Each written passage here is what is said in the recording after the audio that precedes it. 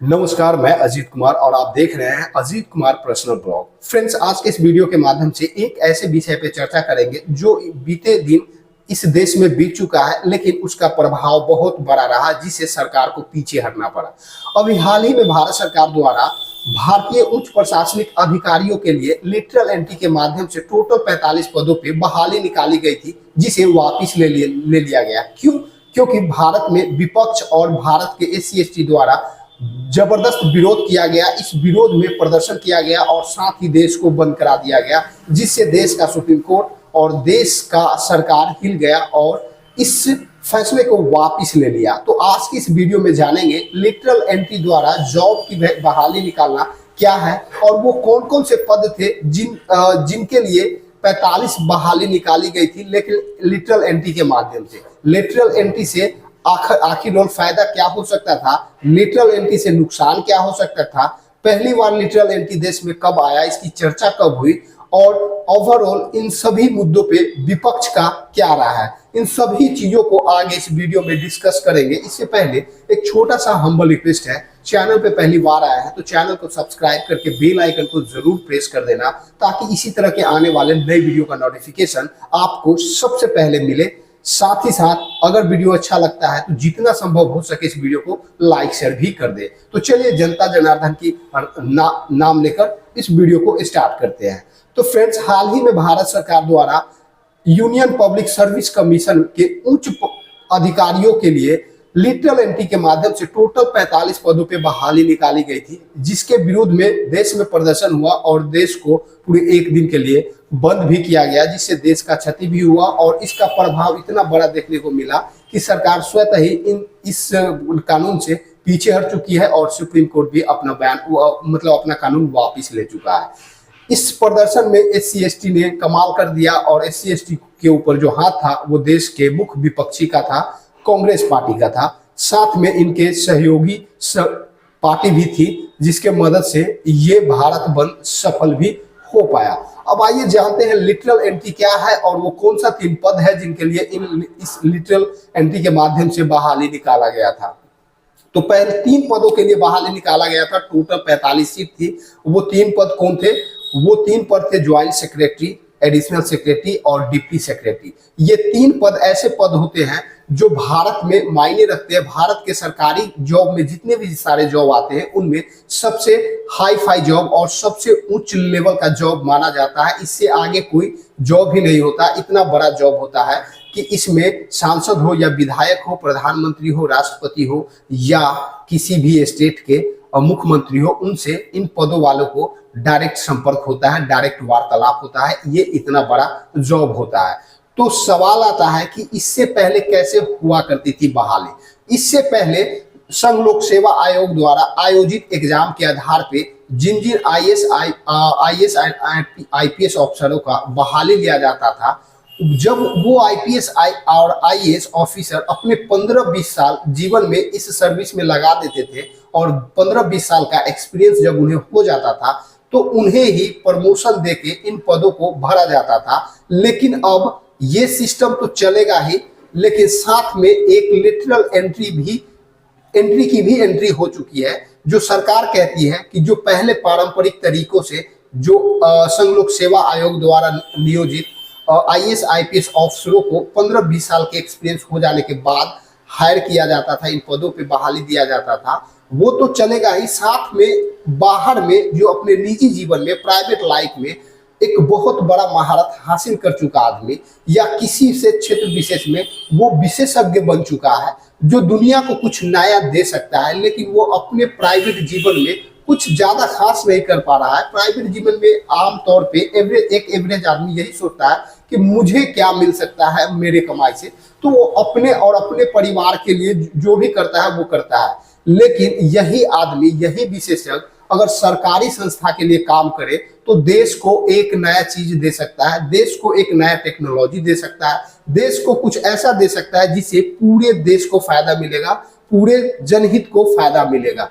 इसी सब को सोचते हुए सरकार लेटरल एंट्री ले आई, जिसमें यह कहा गया कि इसमें जो चयन प्रक्रिया होगा वो मतलब काफी ज्यादा सिंपल होगा। थोड़ा बहुत क्राइटेरिया है, जैसे क्राइटेरिया, इसको चयन प्रक्रिया करने की क्राइटेरिया है वो ग्रेजुएशन हो आप किसी रिकॉग्नाइज यूनिवर्सिटी कॉलेज या इसके पार्लर या इससे अधिक आप किसी भी सेक्टर में पढ़े लिखे हैं, किसी भी सेक्टर चाहे आईटी का हो या टेक्निकल हो या मैनेजमेंट हो या मेडिकल हो या सिंपल आप ग्रेजुएशन का डिग्री रखे हैं और आपको किसी क्षेत्र विशेष में 15 से 20 साल का एक्सपीरियंस हो चुका है और आप उसमें विशेषज्ञ बन चुके हैं, तो ऐसे में सरकार आपको मौका देगी इन joint secretary, additional secretary, joint deputy secretary के पदों पर डायरेक्ट आपको 3 से 5 साल के लिए रख सकती है। आपके पास जो नॉलेज है, टैलेंट है, जो स्किल्स है, वो आप भारत देश के लिए करें, ये सरकार का कहना था।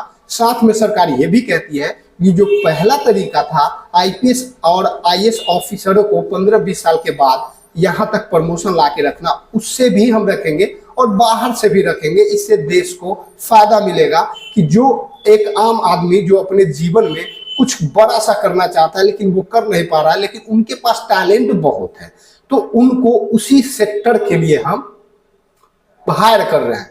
लेकिन यहाँ पे विपक्ष मानने को तैयार नहीं है। अब सवाल पैदा लेता है कि क्या ये पहली बार भारत में लेटरल एंट्री की चर्चा हुई है? तो नहीं, इससे पहले कई बार कई आयोगों द्वारा इसकी सिफारिश हो चुका है देश के अंदर, लेकिन इम्प्लीमेंट इस बार पहली बार होने जा रहा है। इससे पहले 2005 में जब यूपीए की सरकार हुआ करती थी और यूपीए सरकार को नेतृत्व करती थी वीरप्पा मोइनी, उनके द्वारा सेकेंड एआरसी लाने के टाइम पे कहा गया था और इस लिटरल एंट्री का चर्चा किया गया था। तब जब सेकेंड एआरसी लाया गया था देश में, एआरसी का मतलब होता है एडमिनिस्ट्रेटिव रिफॉर्म कमेटी, मतलब प्रशासनिक चीजों को सुधारने की जो आयोग बनती है उसे ही एआरसी कहते हैं। समय समय पर हर देश में इसको लाया जाता है ताकि प्रशासनिक व्यवस्था बने रहे और उसमें जो करप्ट अफसरों की संख्या बढ़ रही है उस पर नियंत्रण किया जाए। तो जब ये सेकेंड टर्म लाया गया था यूपीए की गवर्नमेंट में, तब ये सजेशन दिया गया था लिटरल एंट्री के माध्यम से लोगों को इन पदों पे बहाली करने का, लेकिन उस वक्त इम्प्लीमेंट नहीं किया गया था। लेकिन आज फाइनली मतलब इस मोदी सरकार के रीजन में 2024 में इसे करने की कोशिश किया गया था, मतलब इसको पहला अटेम्प्ट था। इससे पहले लेटरल एंट्री के माध्यम से कई लोगों का मतलब चयन हो चुका है 18 में, 19 में, 20 में, 21 में, लेकिन उस वक्त इतना ज्यादा हल्ला नहीं हुआ क्योंकि कोरोना का वक्त था। लेकिन अभी बहुत ज्यादा मतलब बवाल देखने को मिला क्योंकि इसमें डायरेक्ट आरक्षण की बात की जा रही है कि इससे आरक्षण खत्म है। सरकार यहाँ पे लॉजिक दे रही है कि आरक्षण इससे खत्म नहीं होगा। आरक्षण जो संवैधानिक नियम है वो 13.33 रूस्टर पॉइंट पे आरक्षण मिलता है, जिसे अगर हम राउंड फिगर में 14 मान के चले तो किसी सेम पद के लिए 14 पदों की बहाली होगी, तो चौथा, छठा, आठवां और शायद बर्मा लोगों को ये आरक्षण मिल सकता है। लेकिन अगर उससे कम होता है तो लोगों को आरक्षण नहीं मिलेगा। ये संवैधानिक तरीका है। तो इस बार जो 45 पदों पे बहाली निकाली, उसका जो डिपार्टमेंटल सेक्टर था वो चेंज था। मतलब सरकार को एक बार, जैसे पहले क्या होता है आईएएस में कि आप डायरेक्ट सीधे बहाली निकाल देते हो 1000-2000 लोगों की और फिर उससे एग्जाम लेते हो, इंट्रेंस एग्जाम, और डायरेक्ट उसे आप जॉब दे देते हो और सभी लोगों को अलग अलग सेक्टर में, अलग अलग डिपार्टमेंट में आप भेज देते हो। चाहे उन विद्यार्थियों को अलग, मतलब मान लो किसी को शिक्षा विभाग में भेज दिया, अब शिक्षा का उसको टैलेंट ही नहीं, टीचिंग का उसको टैलेंट नहीं है, आप उसमें भेज दिए।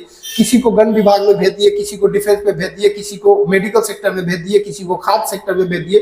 तो अलग अलग डिपार्टमेंट में आप एक ही बार मतलब बहाली निकाली और अंदर में जब हो जाने के बाद आप अलग अलग डिपार्टमेंट में बांट दिया। लेकिन इस बार मोदी सरकार 45 सीटों के लिए जो बहाली निकाली वो उस तरह का नहीं था।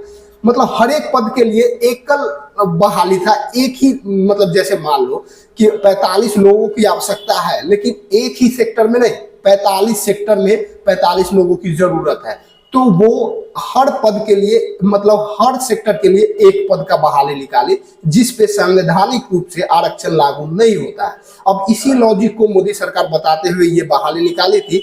लेकिन देश का SC ST और विपक्ष इसके विरुद्ध में बड़ा प्रदर्शन किया, जिससे सरकार को झुकना पड़ा और ये इम्प्लीमेंट होने से बच गया। इस बहाली को वापस ले लिया गया। अब फिर से क्या करती है सरकार वो तो देखने की बात है, लेकिन फिलहाल मामला कंट्रोल हो चुका है। भारत जैसे देश में एक बार फिर से तख्ता पलट होने मतलब तख्ता पलट जैसी माहौल बनने से बच गया है। हमारा रिकॉर्ड भी रहा है कि भारत देश में इससे पहले कभी भी सैन्य तख्ता पलट हो या सामान्य तख्ता पलट हो कभी भी नहीं हुआ, और भगवान करे आगे भी ना हो। और इस बार जो मतलब इन सब चीजों को मुद्दा बना के जो माहौल बनाया जा रहा था विपक्ष द्वारा और देश के SC ST द्वारा, वो बांग्लादेश के बराबर और पाकिस्तान के बराबर करने के लिए, लेकिन देश में सरकार जो है वो समझ गया इन बातों को और तख्ता पलट होने से बच गया।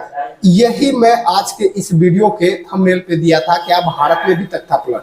तो ऐसा बात नहीं है, लेकिन माहौल इस तरह का पूरे जोर शोर से प्री प्लानिंग के तहत बनाया गया था, लेकिन ऐसा नहीं हो पाया।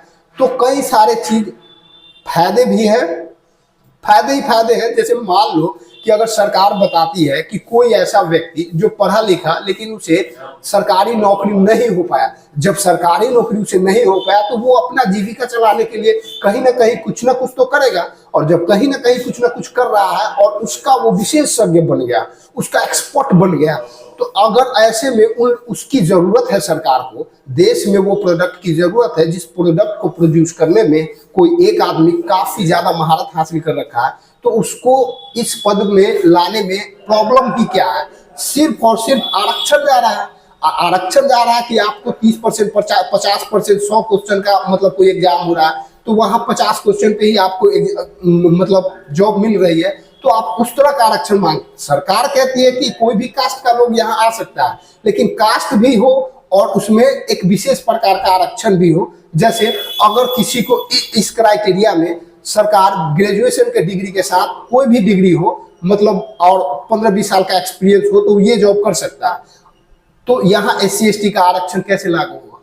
यहाँ तो एग्जाम हो नहीं रहा है कि आपको चलो सभी कास्ट के लिए अगर 90 क्वेश्चन सॉल्व करना है तो आपको 50 क्वेश्चन सॉल्व करके आपको जॉब दे दिया जाएगा। यहाँ तो इंट्रेंस एग्जाम नहीं है, तो आपको आरक्षण किस तरह का चाहिए? इसका मतलब यही है कि देश का SC ST चाहता है कि हमें ही सिर्फ जॉब दिया जाए और फ्री में जॉब दिया जाए, और इसमें तो क्राइटेरिया है सिर्फ एक्सपीरियंस और डिग्री।